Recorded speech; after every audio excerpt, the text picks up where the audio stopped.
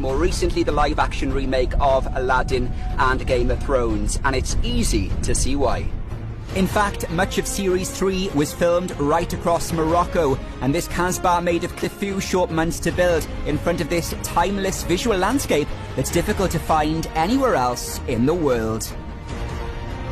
Now, some of what's made here in OUARZAZATE for TV and film comes out of here. Not just the biggest film studios in North Africa, but at 31,000 square meters, it's among the biggest anywhere you'll find.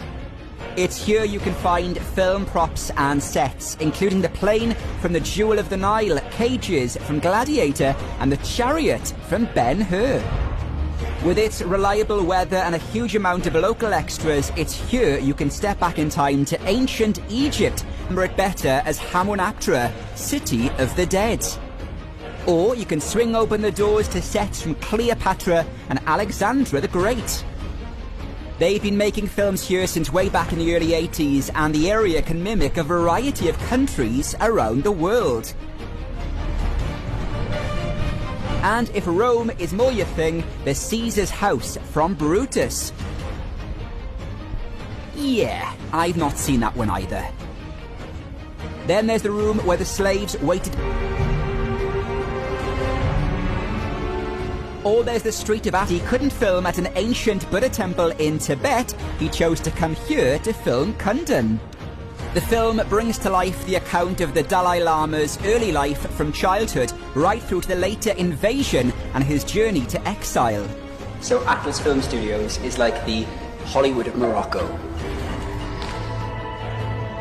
But just a few kilometers away in the desert, there's something just as impressive. So there's a sandstorm about to arrive, so I'm going to give you a quick tour of this. It was the Jerusalem castle in the film The Kingdom of Heaven. Now, you might recognise it as the place that Ridley Scott brought Orlando Bloom and Liam Neeson, but it's also been the backdrop to so many more hugely popular films and TV shows. With just I'd seen enough, I stumbled across this on the way back to the hotel. So this American only to take a gruesome and gory shortcut. Only I hope I know when, because it's 4 hours back to Marrakesh. The film is a remake of Wes Craven's 1977 film of the same name, and it made nearly $16 million in the US alone in its opening weekend. In the film, a retired detective and his wife are traveling between Cleveland to San Diego through the desert for a wedding anniversary when they stop off here at this gas station, and what happens next is for those who love a horror movie.